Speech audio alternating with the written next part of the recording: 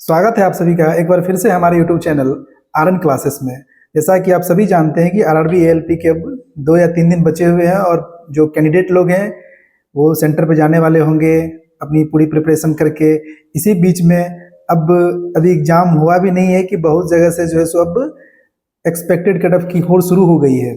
ठीक है, वो सब ठीक है, एक्सपेक्टेड कट ऑफ क्वेश्चन कितना अटेम्प्ट होना चाहिए ये सारा ठीक है, बट इस चक्कर में बहुत सारे जो कैंडिडेट हैं वो परेशान हो रहे हैं, क्योंकि अभी वो कैसे डिसाइड कर सकते हैं कि क्वेश्चन का क्या लेवल रहने वाला है, किस टॉपिक का क्वेश्चन कितना टफ रहेगा।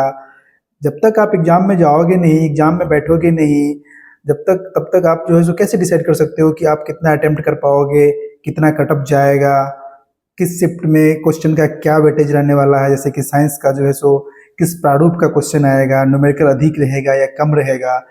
तो इसीलिए मैं कैंडिडेट जो अभी एग्जाम देने जा रहे हैं उनसे आश्वस्त कर देता हूं कि आप लोग एक्सपेक्टेड कट ऑफ या फिर अटेम्प्ट्स कितने होने चाहिए या फिर मतलब कि किस टॉपिक से कितना अधिक क्वेश्चन आएगा, इन सब चीज़ों पे बेकार की बातों पे ध्यान ना दें। बस आप रिलैक्स होकर के एग्ज़ाम देने जाएं। एग्ज़ाम के हॉल के अंदर, एग्ज़ाम हॉल में जो क्वेश्चन रहेगा उस पर अधिक फोकस करें। अगर कोई आपको ये कह रहा है कि मान लो कि 75 में 70 अटेम्प्ट करना बेस्ट होगा या फिर 70 में कट ऑफ 60, 65, 70 जाएगा, इन सभी बातों पे बिल्कुल फोकस ना करें, क्योंकि हो सकता है कि जो नए कैंडिडेट होंगे, जो पहली बार एग्जाम देने जा रहे होंगे, वो थोड़ा सा नर्वसनेस फील करेंगे। और अगर वो इन सब चीज़ को दिमाग में लेके चलेंगे और वहाँ जाके अधिक अटेम्प्ट करने के चक्कर में वो माइनस में अपना नंबर ले आएंगे तो उनका सिलेक्शन से वो वंचित रह जाएंगे। इसीलिए खास करके जो पहली बार एग्जाम देने जा रहे हैं वो अटेम्प्ट की चिंता ना करें। अगर 75 क्वेश्चन आ रहा है एग्जाम में, अगर आपसे 60 क्वेश्चन बना तो आप 60 बना के ही आ जाइए। आप इस चीज पे फोकस मत करिए कि किसी ने 70 बना लिया, किसी ने 75 बना लिया, बिल्कुल नहीं। अगर आपको आपके शिफ्ट में 60 क्वेश्चन सही सही आ रहे हैं, आपको लग रहा है कि मैंने 60 किए हैं, तो अगर आप 60 क्वेश्चन सही करके आते हो, हाँ भूल चूक से अगर 1-2 क्वेश्चन गलत हो गया नो प्रॉब्लम। अगर आपका स्कोर 50, 55, 56 पे भी रहेगा ना, उस शिफ्ट में 55 भी रहेगा, समझना कि आप सेफ हो, आपका रिजल्ट आने जा रहा है। इसीलिए कभी भी प्रेशर में आके इन सब बातों पे ध्यान देना ही नहीं है कि मुझे इतना अटेम्प्ट करना है, 75 में 75 अटेम्प्ट करना है। आप निगेटिव अटेम्प्ट करोगे, निगेटिव में चला जाएगा मार्क्स, आपका सिलेक्शन नहीं होगा। क्योंकि ये मेरा खुद का जो है सो एनालिसिस है। मैंने रेलवे का एग्जाम देना शुरू किया था 2018 में, और मेरा पहला जो एग्जाम था वो एएलपी टेक्नीशियन था, क्योंकि मैं उस समय 10+2 साइंस से एप्लीकेबल था।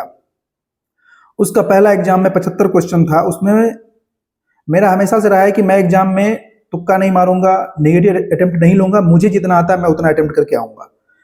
तकरीबन मैंने उसमें 65-66 सही किए थे, क्वेश्चन बनाए थे, सही नहीं किए थे, 65-66 क्वेश्चन बनाए थे। 8-9 क्वेश्चन मुझे नहीं आ रहा था, छोड़ दिया। 2-3 मैथ जो है सो उस समय 1-2 मैथ नहीं बना, रीजनिंग तो नहीं बना, कुछ जीएस पोर्शन छोड़ दिया। मैंने उस पर कोई एक्शन नहीं लिया कंफ्यूजन के चक्कर में।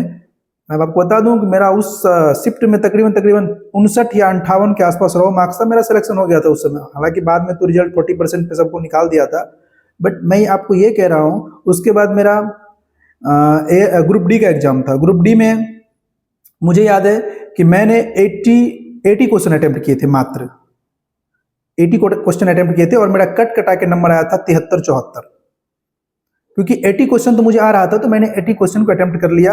मेरा कट कटा के आ गया 73-74 नंबर, नॉर्मलाइजेशन करके उसको 82 कर दिया गया, मेरा ग्रुप डी में सिलेक्शन हो गया। फिर मैं बात करता हूँ एनटीपीसी की। एनटीपीसी CBT 1 मेरा हुआ था 2021 के फरवरी वाले शिफ्ट में, शायद अच्छी तरह से मैं याद कर पा रहा हूँ। तो एनटीपीसी में भी मेरा जीके का थोड़ा शिफ्ट आसान था, तो मैंने 40 में 35 जीएस सही कर दिए थे। 40 में 35 जीएस इतना आसान होता नहीं, बस शिफ्ट आसान था, कर दिए थे। तो मेरा अटेम्प्ट रहा था उस एग्जाम में तकरीबन 94 और 95, और मुझे 85 रॉ मार्क्स आए थे और नॉर्मलाइज करके 92 कर दिया गया था। फिर उसके बाद मेरा एनटीपीसी CBT 2 हुआ, लेवल 2 के लिए और लेवल 3 के लिए। लेवल 2 में 120 में से मैं आपको बता दूं तकरीबन मैंने मात्र 93-94 अटेम्प्ट किया, और कट कटा के मेरा नंबर आया 78। वहां पे मेरा सिलेक्शन हो गया। लेवल 3 में 70 में 70 मैंने मैथ रीजनिंग सही से अटेम्प्ट किए, और जीएस पेपर में मेरा सिर्फ 25 क्वेश्चन ही बना पाया, उसमें भी 1-2 गलत हो गया, तो मेरे 92 नंबर आया था लेवल 3 में। और अभी लेवल 3 की मैं जॉब कर रहा हूँ आरआरबी चेन्नई में। तो कहने का मतलब ये है कि मैंने किसी भी एग्जाम में ना ही रिस्क लिया, ना ही कभी सोचा कि वो कैंडिडेट इतना अटेम्प्ट कर रहा है, ठीक है, वो अपने शिफ्ट में अटेम्प्ट कर रहा है, नो प्रॉब्लम। मेरा हमेशा से ये रहा कि मेरे सामने जो शिफ्ट आ रहा है उस शिफ्ट में मुझे कितना आता है, उन सारे क्वेश्चन को सही सही अटेम्प्ट कर देना है, मेरा सिलेक्शन हो जाएगा। और हमेशा से ऐसा हुआ भी है, ध्यान रखिएगा। हाँ, अभी मैं आपको बता दूं कि मेरा एएलपी टेक्नीशियन जो मेंस था उसमें तकरीबन 82 पॉइंट समथिंग मैंने सही नंबर लाए थे, लेकिन उसमें 0.25 की वजह से मेरा रहा था।